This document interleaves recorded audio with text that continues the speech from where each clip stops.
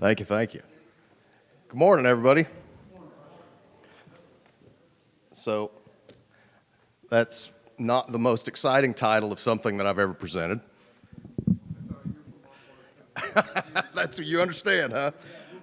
So how many of you all were here both days? Very cool. I'm trying to figure out why you all stayed today for this. And so I'm going to ask a few questions. Are there door prizes? All right, never mind. I got it. I got it. I thought maybe it was either you all were really serious about this, somebody told you had to, or you weren't the people that I thought you were. So it could be all the above. Y'all made a terrible mistake. That's right.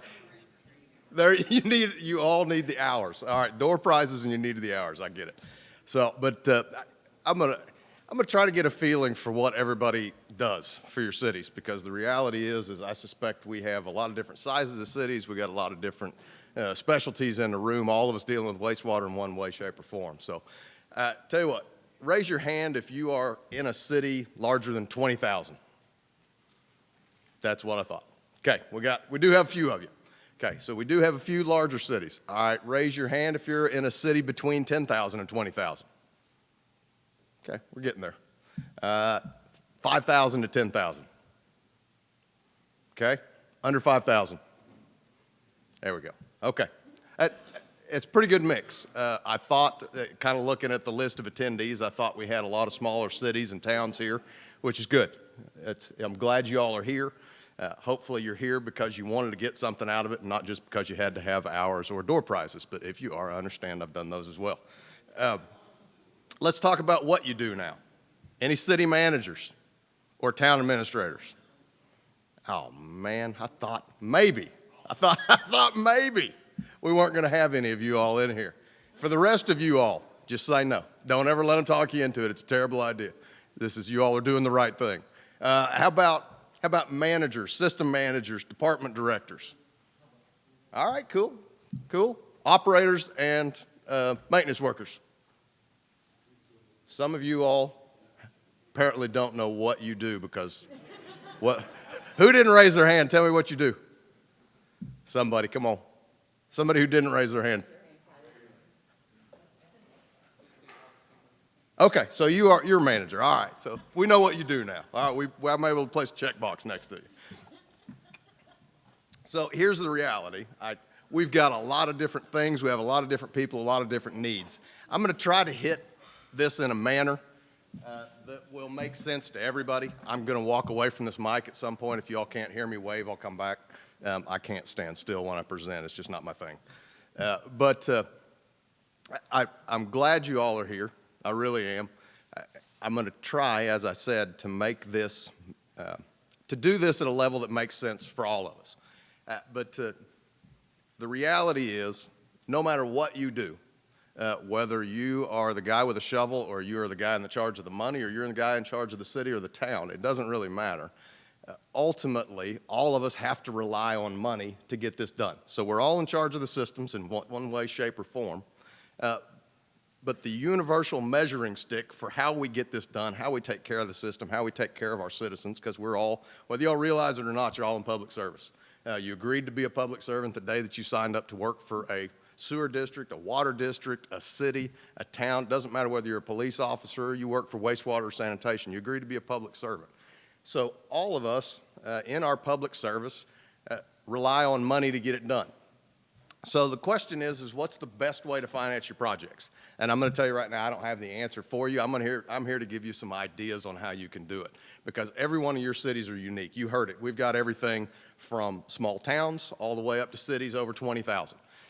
We've got administrators in here. We've got maintenance workers. So I don't know what your situation is. I'll be happy to talk to you all about it individually if you'd like, but I suspect that most of you all have a pretty good idea of what you need. I'm just going to try to give you some ideas of how to get there. So we'll talk about everybody's favorites, grants. Why are the grants everybody's favorite? It's free money, mostly. It's not entirely free money all the time, but grants are typically free money. It means you don't have to pay it back. I will tell you that usually grants are only going to be a part of your financing system. So in other words, when you're trying to pay for a project, which I assume for the last day and a half, you guys and ladies have essentially been kind of educated on what you should be doing, how you should be doing it. Now we're going to talk about how you get that done, because honestly, without funds, all of the things that you've learned are useless because you can't get them done. So that's what this is really about, is how do we go about getting it? If you're not the guy in charge of the money, or you're not the lady in charge of the money, that's cool. You know who is. You are the ones that are here, you're learning. That puts you in a position of authority and power, whether you realize it or not. When you go back to your city or your town, I hope you take this back with you. If you're not the one that's making these ultimate decisions, go back and educate them so that they can make a good decision. So let's talk grants. As I said, this is everybody's favorite because grants, it's free money.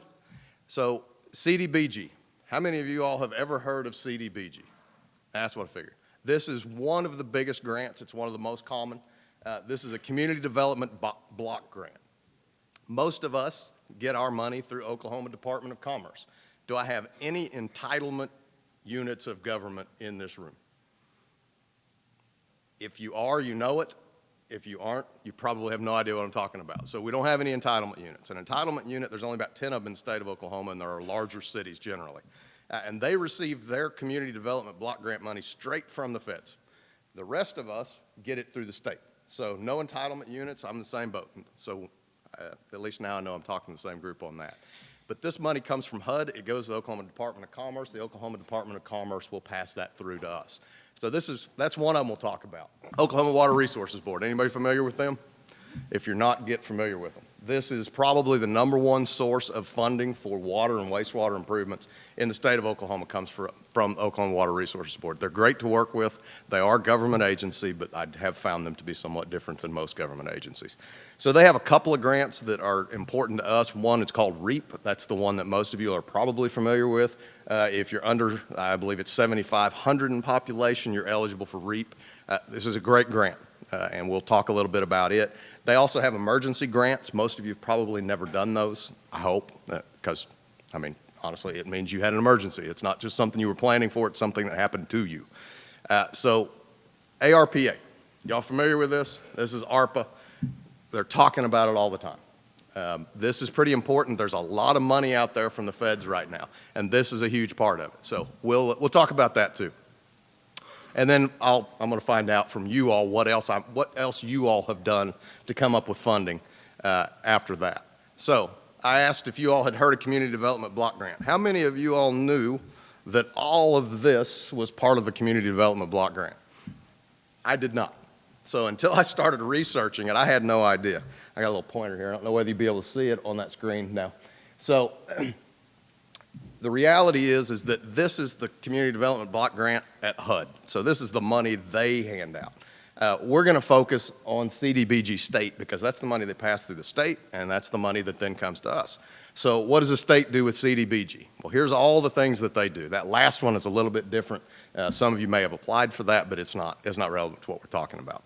The most important one, and there's really two of them up there that are really critical to us. One of them is the Water and Wastewater Construction Grant. That's the one that you're probably going to focus on the most. However, right below it is the Water and Wastewater Design Grant. So you can get money to design your project, then you can get money to help build your project. Again, this is CDBG money, so it's grant. There is a Small Cities Grant. That's a little bit different. That's for cities of a certain size. It's basically above REAP and under entitlement units. So some of you all may qualify for that, but that's not really what we're going to focus on. The very top one is capital improvement planning. We'll spend just a second on it. Capital improvement planning, well, as I said, we'll focus mainly on that one, but the CIP grant, capital improvement planning, this one I just wanted to touch on because it's going to be relevant to some of the stuff we talk about at the end. This is a grant, and it is passed through your council of government or whatever you belong to. So there's Grand Gateway, there is NCOG, ACOG, it's all these councils of government, the sub-state planning districts. All of us belong to one. If you don't know, you're part of one of them and you can reach out to them. So this money is managed by them. There's $40,000 a year per sub-state planning district. So all of us are eligible for a portion of that. What this CIP grant is, and I can't tell you what the maximum is because it really isn't a maximum. I suspect that your sub-state planning district will determine how it's going to be divided. So if you're the only person that year, maybe you get 40 grand. I don't know. If there's 40 of you, then you might get 1,000 each. So it's worth talking to them about. because it accomplishes a couple of things. How many of you all have GIS mapping that tell you where all of your assets are? So we're talking manholes, know the size of all of your lines. How many of you all have that? That's pretty good. We have one in Bartlesville, and I'm going to put quotes around have. It's not perfect by any stretch of the imagination. When you go out to where that manhole is supposed to be, or you find out that there's a manhole that's not on it, this is a grant that could help you get that started. They come in, they do help you to do an inventory of the assets. They put it all in a GIS map, and ultimately it goes into a 5-year, we'll call it strategic capital plan. We'll talk about capital planning later because it really is meaningful. So anyway, that's out there, that's available. I just wanted to touch on that because if you have an interest in it, it's a great way to get started on that particular project. But this is the one that's the most important when we talk CDBG. This is Water and Wastewater Construction Grant. So for these, in order to be eligible, essentially you have to be a non-entitlement unit of government. We all will establish that every one of you are a member of non-entitlement unit of government. So all of you are eligible, all of us, me included. There is a $450,000 maximum funding. So I said that grants are only a portion of your funding. It might not be true. You might be able to fund an entire project using this. By the way, there's no match requirement on this one. Typically, CDBG will have some sort of match. In fact, it's often 50%. This one has no match requirement. So if you have a project under $450,000 and you get it approved as part of this CDBG, they pay for it. There's no match requirement. You don't have to put any of your own money in. However, they're going to prioritize their funding to give to cities. So if you have a local match, you're going to get a higher priority in their scoring system. So just keep that in mind. You don't have to, but if you do, you'll get a higher score on their system and you might get your funding earlier. So CDBG, there is essentially an underlying philosophy in CDBG, and it is to serve low to moderate income individuals. So that's the other side of it. Your project has to benefit low to moderate income. In Bartlesville, that means by census district. We've got like 3 of them that we can spend CDBG money in. The oldest parts of your system, I almost guarantee you, are in your neighborhoods or in your areas that are low to moderate income. So it's probably not going to be a problem. So you can probably qualify for this pretty easily. Again, the funds can be utilized for construction, inspection, and administration costs. You can't use them for design. There's a different grant for that, and we won't talk about it, but just be aware that if you need money for design, that there is a different CDBG grant that you can use for that. So this is a great one. It's a great place to start. REAP, I think most of you all raised your hand, said you're familiar with this. This is for smaller communities. It is 7,000 or less in population. You're eligible for a REAP grant. I believe these are annual. This is not one I'm super familiar with, but I believe these are annual. Keep in mind that if you are a really small community, in other words, less than 1,750 in population, you get the highest priority. So anyone under 7,000 is eligible. Anyone under 1,750 is going to be given the highest priority. Again, this is another one with no match, so that's no local funding required. There's going to be, so the CDBG, so the construction is going to go up to 600,000. See, that's awesome. As we mentioned earlier, there's a lot of federal money out there, and the source of a lot of these things, even if they're state, typically come from the federal government. So it looks like we're going to have more money available under construction. So if you've got a project under $600,000, I would definitely look into CDBG. The REAP, again, no match requirement. It's $150,000, and you're all eligible. Again, everyone under 7,000 population. So what kind of projects? Exactly the kind of projects that you've been talking about for the last couple of days. We're talking sewer line projects, your sewer, your distribution and recovery, and all of those different things. All of those are eligible for this. Emergency grant. This is one to keep in mind. As I said, this is something, if you're using this grant, it's because something happened to you. It's not because you were planning for something. Something happened to you. And this particular grant does have a small match requirement. It's 15% up to $100,000. There's really no population requirement on this one, but the requirement is it could not reasonably be expected to finance this without their assistance. So a great option if something happens to you, and all of us know that we've had things happen to us. So this is a great option for that. It's essentially an emergency situation, and it is defined as a threat to life, health, or property-threatening situations. American Rescue Plan. We could do an hour or 2 hours on the American Rescue Plan. There is a handout that is here. your city has likely already applied for your ARPA funds. If you do not, where are the ARPA handouts? Oh, well, there you go. You got them in front of you. So the great thing is you're eligible. All of us are, promise you. The state has your allocation. If you have not received it yet, the state has it. What you have to do is to essentially apply for it using that form that's on the table. It really isn't very difficult. You'll have to have some basic information about your budget, and there's a few other steps that go into that. But this money is out there, and it's already been approved. It is sitting at the state with your name on it. They can tell you exactly how much your allocation is. So please be aware of this. This is a great opportunity to handle some of the situations that you all have. As I said, there is a glut of funding out there that is federal funding. And it does not matter what your philosophy is on whether that money should be out there or not. Yeah, Will. Anyone wanting to know what your allocation is, if you'll come see Pamela Honeycutt, she can tell you what your allocation is for your municipality. Perfect. Yep. And again, this is great. This is a great financing source. It is, I don't want to say easy money. This is taxpayer funds. It does not matter whether you spend it or not. It will be spent by a government somewhere. So it might as well be in your community. There were several things you could spend this on, but for municipalities, the thing that probably makes the most sense for us most of the time, especially if you don't have enough funding, is to spend it on water and wastewater projects. It can't be spent on streets. Don't ask me why. I have absolutely no idea. But that was a limitation. So of the things that we do, our largest infrastructure are typically streets, sewer, and water. And so you have a great opportunity right now. Yes, yeah, that's exactly right. So your allocation is going to come to you in 2 payments. And so you get one now, and then there will be another one in about 12 months. So as I said, hopefully most of your cities have already applied and received it. If you don't, please go back and bug whoever it is that's responsible for that, because you need to get it done. It's your money. It is absolutely your money. And keep in mind, you may have a council that will argue with you because they don't want to spend money in that manner. They don't want to spend that federal money. Remind them, it will be spent by a government somewhere, and it might as well be in your community helping your citizens. So, Bailey, got a question over here. Sure. Where was that? Can this ARPA money be used for existing projects, or does it have to be new projects? Oh, it could be used for just about anything. Now, you can't,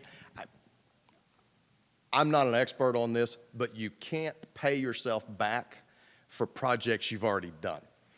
But if you have a project that you've been planning, something of that nature, absolutely. It can be used for existing projects. It can be used for new projects. So, and again, the funding, what's going to happen is once you apply for your allocation, the state of Oklahoma is going to send that to you. It is suddenly going to appear in your bank account, and it is up to you to spend it. You will have to report back to them what you did with it. So make sure that it's done in accordance with the rules. But again, this is about the easiest money you're ever going to get. Project has to be COVID related. To some degree, except Yes. for these particular projects. So water and wastewater are okay. Normally, you're right. There was about 4 or 5 different things you could spend it on. One of them, it had to be directly related to a response to the COVID emergency. That meant a lot of different things, and I don't even want to try to get into that. It could also be used to provide premium pay, primarily to first responders. You get to define first responders. It could be used for, I'm trying to think of some of the other things, but the most important one is it could literally be used to pay for water and wastewater projects. So that's by far the easiest way. And so, and in those instances, you don't even have to link it to COVID. In the other ones, you do have to link it there. So, yeah, that's right. So, any other questions on that? Because I really do want to make sure you guys have I keep saying you guys. I want to make sure you all have the information that you need on the ARPA, because this is a huge part. This is an enormous opportunity for all communities across the state of Oklahoma. Doesn't matter how big you are. Okay. Others. So there are other options out there. There are foundations, and tribes are some of the things that we have used in the past. So I'm going to ask you all, is there something that you've used for a grant? By the way, coming to something like this, one of the greatest opportunities is to network and learn from each other, not just to sit and listen to the people that are up here. So I'm going to ask you all, what have you all got as far as grant money that I didn't list or talk about? Anybody? Thought I saw a hand coming up, but it might have been a question. Department of Agriculture? Yeah, there are some grants there, you're right. And in fact, there are a lot of grants that are available from the federal government. Yeah, We qualified for some Indian Health Service money, yes, and we had to do was identify households, and they don't want tribal affiliation, and they don't want CDIB blood quantums. They just want to know if the water or wastewater meters, taps, whatever, at that residence serves Native Americans, people who claim Native American heritage. And in Stonewall, we've got about 500 people, 220 meters. We identified about 55% of our population. Wow. So on a $3 million water project with USDA, we got $1 million in IHS funds. so these are great sources of funds. And again, some of these will be unique to your communities because, as he said, that's because they have a high Native American population. There's probably a lot of other communities in here that have the same, I'll call it a benefit, having a high Native American population. We have certain areas in Bartlesville that we can get funding through the tribes for the same reason. Now, we're under the Cherokees, so we have to work with them, but the Osages always try to give the Cherokees money away, and it gets interesting. So, all right. Anybody else have any other ideas, any other grant types? Okay, if you think of any, as I said, feel free to, oh, yeah, yes, sir. One more, you touched on REAP grants, but you were basically talking about the Water Resources Board, but your Council of Governments also have REAP grants, and they do one project a year that is CDBG that is tied to REAP as well. So you get both a REAP and a CDBG. And a CDBG. Funded through your COGS. Through the COGS, yep. And so, again, your Council of Government is a great resource, and I should have mentioned that. When I said REAP, that is the OWRB REAP. There is also a CDBG REAP, and you're right, that REAP goes through your Council of Government. Most CDBG, if you get one grant a year, that's the only one you can get. The REAP and the CIP that we talked about are the exceptions to that. You can get those in the same year that you got some other CDBG funds. So, yeah, thank you. I appreciate that. All right. Anything else before we move on? Okay. So I mentioned earlier that this is really only a part of your financing picture. It might be all of a project, but the reality is the size of our systems, the scope of the repairs and improvements we have to make, more than likely you're going to have to go beyond grants. And there, as a municipality, you have some tremendous advantages when it comes time to do traditional type financing. And we'll start with the easiest, the sort of the elephant in the room is general obligation bonds. And this is something you should keep in mind. I'm not telling you to go do it because all of your communities, as I said, are very different. And when it comes to general obligation bonds, some of you guys don't stand a chance, and I get it.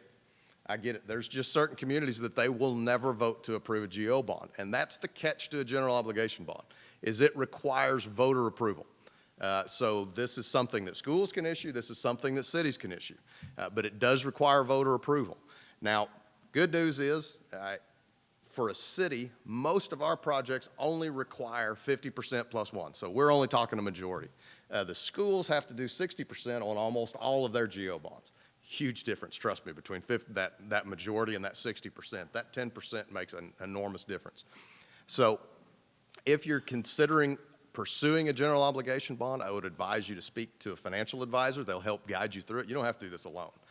They'll take their money out of the issuance, so you are going to lose a little bit of money, but they really will help you through that. So just a majority. The issuance will be required. You have to issue them by competitive bid. And so again, don't do this on your own. Don't try to. We don't. I don't know of any community that tries to completely do a GO bond on their own. Feel free to get assistance. The projects that you can do with this, there are a lot of things that you can do with it. You can do streets, you can do drainage, you can do facilities, you can even purchase some types of equipment. Water and wastewater is another thing that you can do. I have my own personal feelings about GO bonds for water and wastewater. We'll talk a little bit about it, but it is an option. It is a good option because you're going to get a really great interest rate. So, and it is going to be repaid through ad valorem property tax, which is why I said some of you all don't stand a chance. I get it. Some of your communities are property tax averse, and if they are, This is probably not a good option for you. You can waste a whole lot of time and energy trying to pass a GO bond. But it's something to keep in mind, it's something to pay attention to, and it's something that you can consider. And it doesn't hurt to have that conversation in your community to see what their appetite is for something like that.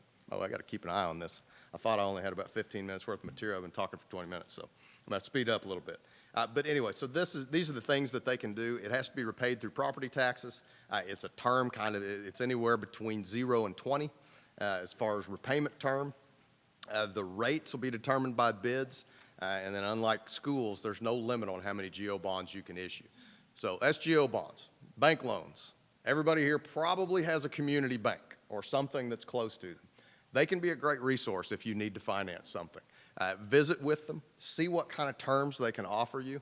A lot of times you can get financing through a local community bank that you couldn't get anywhere else because they're vested in your community. They know you. They want to be part of the community. So feel free to have that conversation. There's nothing wrong with traditional bank financing if that's what it takes to get one of your projects done.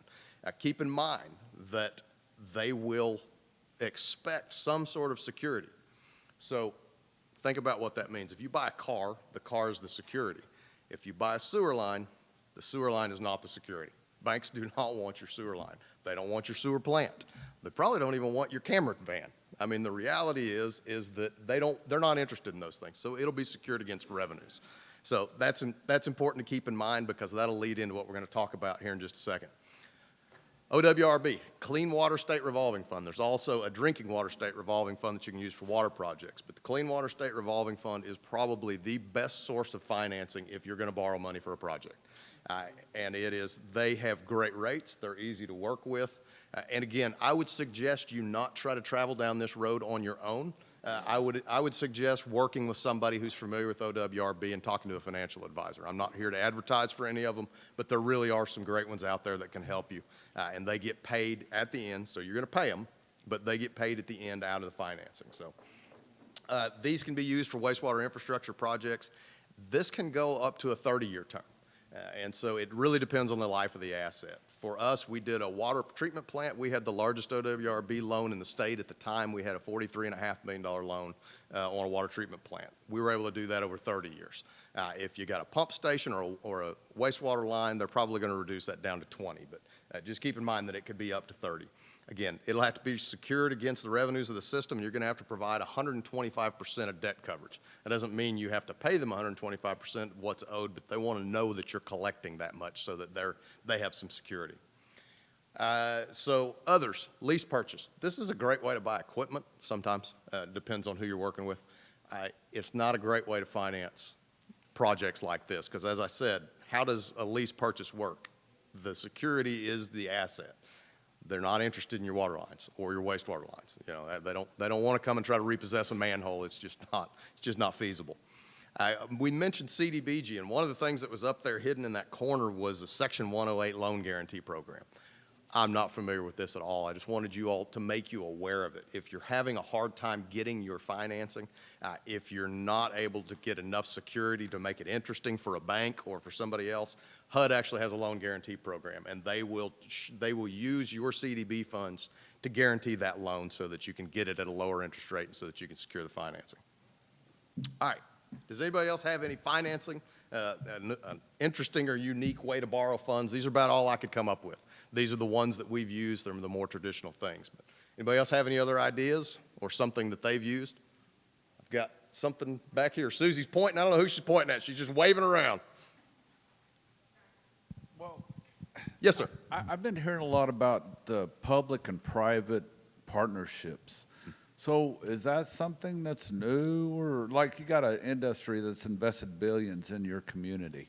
So it's in their best interest to make sure that things are working well and that they have the resources that's needed. So how's that going? Yeah, I think that is always an option. So I'll give you an example that we have going on right now in Bartlesville that we're negotiating on. There is, and it's actually an Indian tribe, but in this case, they're building a casino, so it's more like a business.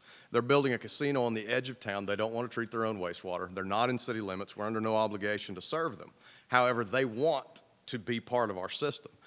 So what we've done is looked at our system, analyzed it, and said, we really, we have the capacity to serve you, but you take all the capacity that we have left in that entire basin. So we're working on a deal with them to where they're going to pay to upgrade. So that's more of a development fee. Public-private partnerships are great when you can work them. You're right, if you have somebody investing in your community, they're typically going to be interested in ensuring that there's some stability. So they want to know that they got water forever. They want to know that the wastewater system, when they flush the toilet, it goes where it's supposed to go and doesn't end up in a ditch somewhere. So yes, one other public-private partnership is if you have a agreement, say with, there's a lot of different companies out there. Bartlesville has an agreement with Veolia, and they operate our wastewater plant. They actually have a loan program that they loan us funds for improvements at the wastewater plant, especially for energy efficiency. So they installed fine bubble diffusers probably 15, 20 years ago, and we paid that back to them through energy savings over time. And so anyway, so yeah, there are a lot of options out there, and certainly explore them. Have those conversations with the interested parties in your community. Yeah, that's a great idea. Anybody else? All right. What you noticed is those last two things were more of a traditional type of financing. And the most important part of what I said is that they don't want your wastewater line. They don't want to repossess a manhole. They're definitely not going to come repossess your sewer plant. There's a reason we're in the wastewater business. It's because nobody else wants to be. That's just the truth. Government doesn't do anything that anybody else is willing to do. So what they require then is some degree of financial viability. And I'm also going to tell you, whether you're interested in getting financing or not, this matters. I mentioned you're a public servant. You have an obligation to the public. Ensuring that your system is in the proper state of repair requires money. Ensuring that you can pay all of your ongoing bills requires money. So I can't emphasize enough how important this part of it is. The key to ensuring your financial viability really is a rate study. So this is what a rate study looks like. Man, those lines and those monitors are in the wrong spot on every one of these, aren't they? So I'm going to tell you, if you can hire a consultant to do a rate study, and that's something you want to do, there are some great consultants that do fantastic work. The city of Bartlesville has hired one. They are relatively expensive. Depends on the size of your system, who you hire. So you can probably get one done anywhere between $10,000 and $80,000. If that's the route you want to go, you could probably take a nap for the next 5-10 minutes. If that is not within your budget, is not the way you want to proceed, I can tell you that you can do the vast majority of what they do on your own, and it's not that hard. You already have the information. So, these are great reports. They're comprehensive. They really do help because when you pass rate increases, it's not you. It was a consultant. And we all know that somebody that drove 50 minutes is way smarter than the guy who lives in town that's been doing it his whole life. So if you get an opportunity to hire somebody, go ahead. But if you do that, this is kind of what it's going to look like. That's just the table of contents from our latest rate study, which is about $80,000. It was great. It really was a great rate study. But if you don't have the funding, don't do it. Instead, do your own rate study. There's about 4 things that matter. And I know that a lot of you all said you were operators, and I know you're thinking this is the worst thing I've ever heard. But again, go back and advocate for these kinds of things. It's important. It makes sure that you have a job, that you get paid, that your system is maintained. You don't have to deal with nearly as many complaints. What's the number one complaint that you all face? Sewer backups. Sewer backups are typically caused by a poorly maintained line, right? Something happened. With funding, you don't have as many of those, and your jobs get way more easy and a heck of a lot more fun when you're not having to deal with all those things. So a rate study, it's a revenue requirement is the first thing. And I know that sounds complicated, but in reality, you've already done it. Everybody here has a budget. You've already done a revenue requirement. You know what you need. So it's just a matter of how to move forward from that. Then you're going to talk about how much revenue you generate. Determine whether you have too much or not enough revenue. I can tell you that probably everybody in this room doesn't have enough revenue, I promise you. And then you calculate your rate adjustments. So what's a revenue requirement look like? This is, I'm telling you this is pretty simple. Don't make fun of my analysis. This is not professional. This is not based on any town here. But let's just say that, this is the town of needs a rate study. So these are the normal things that you have in your budget. You already have all this information. You don't need to go get it. It's not overly complicated. All I've got up there is personnel, electric, utilities, materials and supply, fuel, miscellaneous. You all probably have a few more things in your budget than that, but that covers most of it. So that first column is literally your budget. It's in a document somewhere. You've already got it. Plug that in. The inflation adjustment, I made these up. You can do the same. The reality is you're going to use your experience. What do you expect those things to go up by? They've gone up in recent years. They're going to go up again. So, what are you really looking at? So this was kind of a swag on my part. Any reasonable basis is good enough. You can do as much research as you want or as little, as long as you can defend what you put in there. So there's some inflation adjustments, and then you take and you multiply each year, and you start out in the first year, we need $137,000 total to run our system. In the sixth year, it's up to $162,000. So now we know what we have to generate. So that's a pretty good revenue requirement. It's a pretty good start to a rate study. Anybody tell me what I'm missing that is the most critical thing that's not up there? There's an expenditure category that I've completely left out, and probably most of your budgets leave out as well. Anybody got an idea? Yell it out. Capital. Absolutely. So what's missing? Capital. Capital expenditures. There is no money up there for that. And a lot of your budgets are probably just operational budgets, which means there's not necessarily any provision for these ongoing capital improvements. I'm sure that you all have heard over the last few days what the importance of these sort of capital improvements and planning for them. I'm gonna say it again. So, what do you need? I would say generate a 5-year capital plan. This is what we do every year. By the way, this is a living document. It changes every year. You're not bound to this. It doesn't have to happen in the year you plan for it. Adjust as you need to. It's fine. Nobody expects this to be exactly precise. You're looking 5 years in the future, man. We can barely look 6 months and figure out what's going to happen. You definitely can't look 5 years, but plan for it anyway. Again, it's a reasonable basis. So I just put one together real quick, starting, fiscal year 2023. That's the next year. What do we expect that we'll need in capital? And so here's just some, 4 quick items. Some of them are, we're gonna replace a jetter trailer. So I don't even know if jetter trailer costs $10,000, to tell you the truth. We haven't bought one in a long time, so I don't know. I just threw that number in there. Channel grinder, $50,000. We know we're gonna have to replace that at the wastewater plant. And then we got a couple of bigger things coming up. We got a force main coming up, and we need to do some point repairs on a gravity line. So here you're looking at $150,000 in the last year, $10,000 in the third year, and $50,000 in the fourth year. So plug those in and see what it looks like. It's all right. This is a much better revenue requirement. This now actually shows what we need for the next 5 years. The problem with it is that we are planning for a lot of expenditures in one year, but not necessarily in the other years. So I would encourage you definitely to smooth that out. And we'll talk about that in a second. But so I just did a quick analysis on this. What rate increase would this take every year to pay for that $150,000 in year 5? And the answer is about 15% per year. It's not very popular. I know. None of you all, this would be very difficult in your communities. You all would hear about it, I know, because I hear about it. So 15% would be very difficult. Not only would it be difficult, but it would be kind of wasteful to increase rates to a level to generate that much cash in a single year, when in reality we need just a little bit every year. We don't need that much in that year. We need a little bit every year. And so you'd end up over collecting. So what did you really need? You didn't need $150,000 in year 5. You needed $210,000 over 5 years. So really what you're looking at is about $42,000 a year. So I would encourage all of you all to figure out what you need in capital on an ongoing basis. Figure out an annual amount and then get that on your utility bills. You can even set up a separate deal.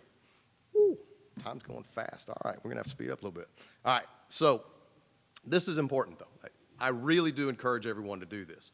And we'll show you a different version of it. So now here's a different revenue requirement. Remember on the other one, it got up to about $300 and some thousand in year 5. That's hard to swallow. But when we do this and say, what we really need is $45,000 a year. I know I calculated $42,000. I would also encourage you all to round up and make sure that you have a little more than what you really think you're gonna need. Round up. And so now, when you get out to year 5, you're needing $207,000 instead of that $300 and some thousand. So this is a much better revenue requirement. So 5-year capital plan, smooth them out, figure out how much you need. Is it $5,000 a year, $20,000, $50,000, whatever it is, make sure that you generate enough in revenue to cover that. So the net, or the increase in this scenario now, we're talking about 8%. So that's a hell of a lot better than 15%. It is a lot easier to sell that 8% than it is 15%. So this, to me, is a much better system. You're planning ahead. You're thinking about every year, what do I need to generate? Instead of thinking just 1 year at a time, you can smooth these things out. So I encourage you to, what's that? Go ahead. Yeah, might even, you're right, might even be able to keep a job at 8%. 15%, I got you. We've done big rate increases, and they are rarely popular. So, now, however, the way this shakes out, you're actually going to have to delay some of these projects. But as I said, it's not, you don't have to do those at exactly the time that you plan, but you need to plan and then be flexible. If you have the money and you need to do it, or if you need to switch the priority of them, feel free. I would keep your council and your public informed that you've switched those priorities, just so they understand what's going on. So back to that 5-year capital plan. What if we didn't fund all of this on a pay-as-you-go basis? So you have some other options. We talked about financing. So in this example, some of these, in my opinion, should be funded through debt. There's a good use of debt, or through grants, even better yet. But let's assume that you do not do it through debt. There's good uses of debt. And in my opinion, some of these are good. So what if you rolled up those last 2 years' worth of capital and did a debt issuance? So now you could do a $200,000 debt issuance in year 4. Make sure you had the funds to do all of those things. And you could spread out the hurt of that on your users even farther. So I would encourage you to consider this again. So if you did that, this is what it would end up looking like now. So remember that first one, that last year was, or that second one, that last year was $350-some-thousand. Well, now we're talking about needing $179,000. Again, this is way, way more palatable to your users. We've dropped that capital replacement now. We have a flat amount in there. It's $5,000 a year. This is just going to be used for making those as-you-go payments for things that you need. And then you start making debt service payments in the last 2 years. It's about $12,000 a year is what you need to make in debt service payments to pay those out over time. I won't bore you with the calculation on that. Just trust me, it was. So this is a revenue requirement. They're really not that hard. I promise you. It sounded kind of complicated because we went through steps, but I would encourage you to do a revenue requirement. Use your budget that you have right now. Use inflationary factors. Create a capital an amount that you're going to collect every year in capital, and then for big projects, plan for debt.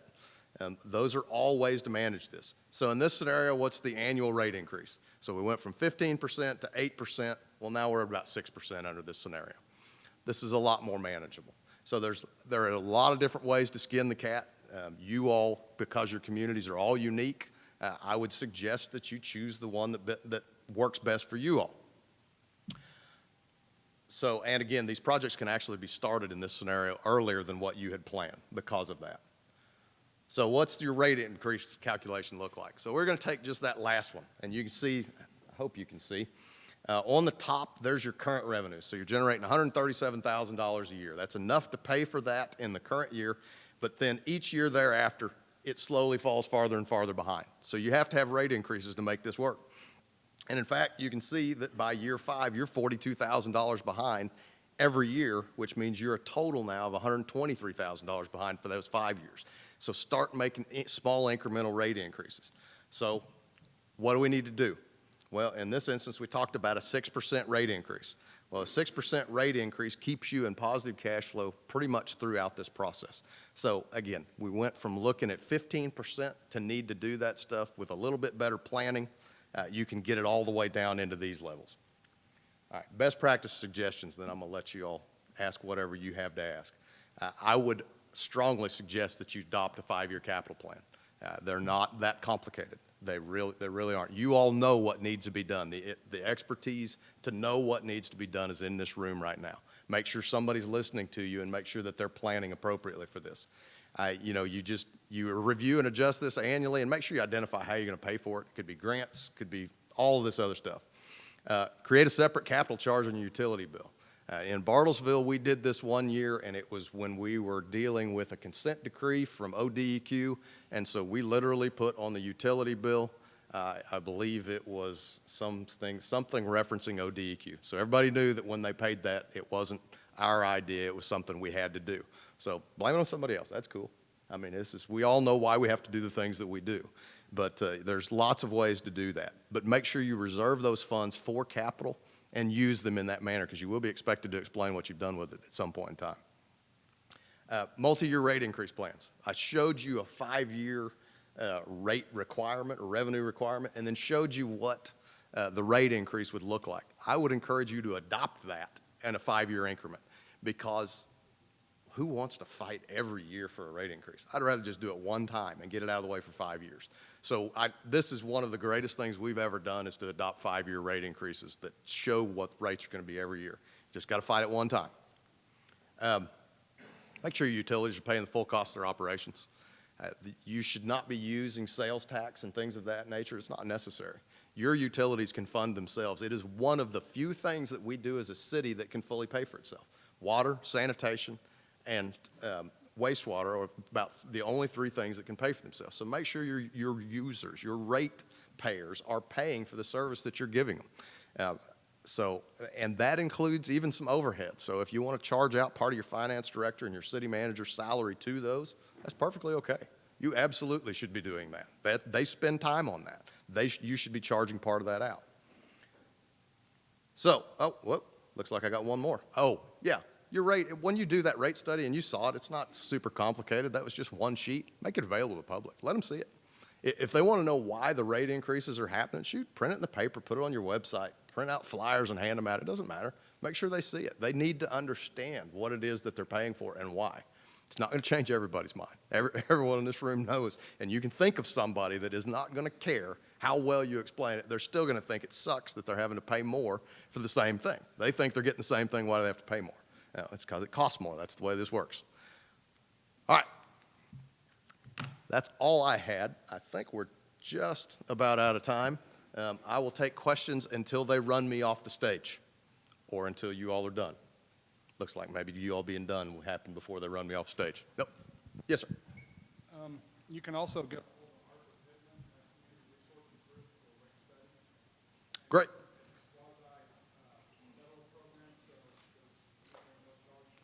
Fantastic. information he can with rates need to be charging.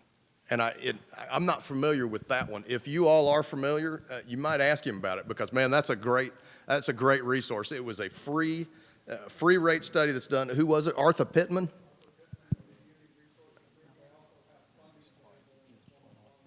Okay, so Community Resources Group, they have funding for loans, and they do free rate studies. So great resources. Yeah, absolutely. If you can get a free rate study done, man, knock yourself out, because those things are expensive. So anybody else? Questions, comments? Yes, ma'am. So how did y'all get your water towers to be hot, warm, and cold? It's a trade secret. I should have put a picture up there, shouldn't I? Was that a grant? What did that? Or, how's that done? If you've never been to Bartlesville, when you drive into town, we have 3 water towers that sit next to each other, and they say hot, warm, and cold. And it's pretty amusing. Actually, it started out as hot and cold, and then we built a 3rd tower, and they painted over all of it, and the citizens were furious. So it got repainted, and now it's hot, warm, and cold. So we don't just provide hot water; we provide warm water too. Thank you. Anybody else? All right. Well, thank you all, and thank you for attending this. And like I said, you all are doing the right thing. Go home, advocate for your system, advocate for doing the right things in your communities. And I mean it when I say reach out to me. If you have any questions, I'll be glad to answer them. Thank you all.